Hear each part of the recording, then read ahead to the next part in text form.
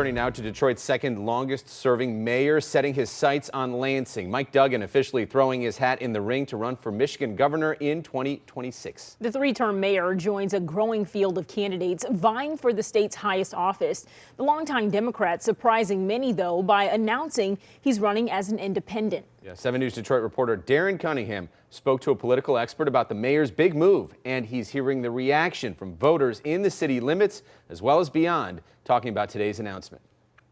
Mayor Mike Duggan says he solidified his decision to run as an independent for governor in the last 2 to 3 weeks. I'm not running to be the Democrats' governor or the Republicans' governor. I'm running to be your governor. And I've watched what's happened in Lansing, and it has gotten worse and worse. The partisan environment is more and more toxic. Republican brings something up, all the Democrats are against it.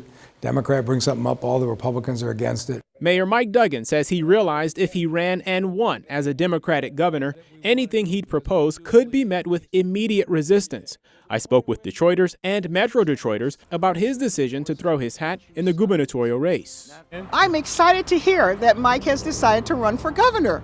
I assisted him on both of his campaigns at a grassroots level, and I think he has done a fabulous job for Detroit. I don't always agree with him on everything, but most things I do. I think Mayor Duggan has done some good things for Detroit, and he could do some good things for the state of Michigan. Michigan is it's a swing state, right? So it'll be hard to, I think, get an independent in there, but we'll see. We got a lot of independent thinkers. I like that he isn't on a specific political platform, that he's going independent, and that he's done a great job for the city. Independent runs, third-party runs face tremendous uphill climbs. Oakland University political professor Dave Dulio says that uphill battle is often due to funding challenges, which he believes Duggan can overcome.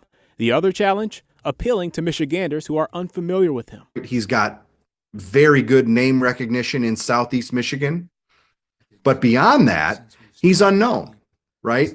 But entering as an independent and running against a Republican and a Democrat, the number of votes needed to win shrinks, and he might be able to cobble together, that winning coalition of votes. Running as an independent, how will you navigate the funding aspects of your campaign, not having the Republican or Democratic push behind you? So money comes from people. When I declared for mayor of Detroit as a white guy in an 83% black city, I had a great deal of difficulty raising money because people didn't think I could win. If elected, Duggan explains how he plans to bridge the gap and work with both sides of the aisle. So here's what I'm hoping.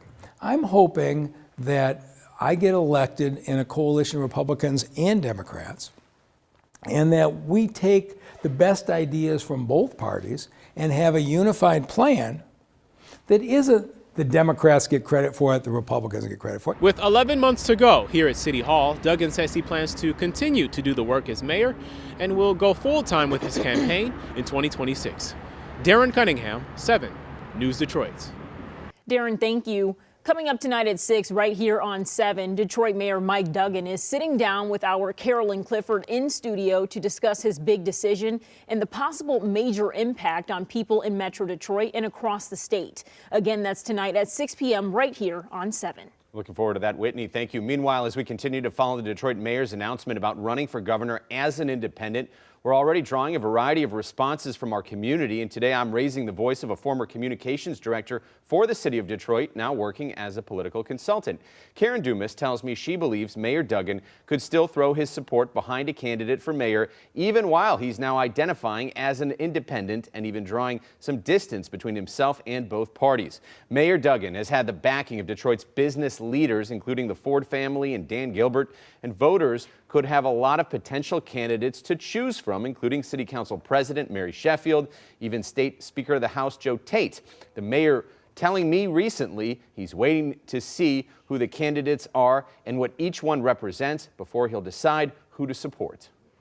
In terms of the mayor running for governor, how does this play into the race for our next mayor. I think because he's publicly said he's going to run as an independent doesn't necessarily mean he's not affiliated with anybody. But there were some candidates and potential candidates that have said that they would only run if he didn't run. I'm not so sure if he will do so publicly, but I am almost confidently that he will have his hands in what's going on behind the scenes.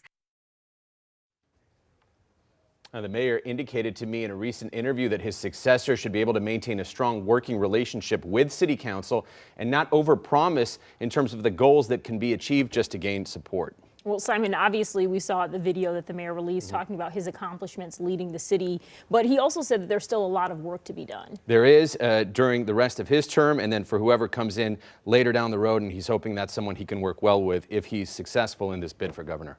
All right, well, we'll see what happens.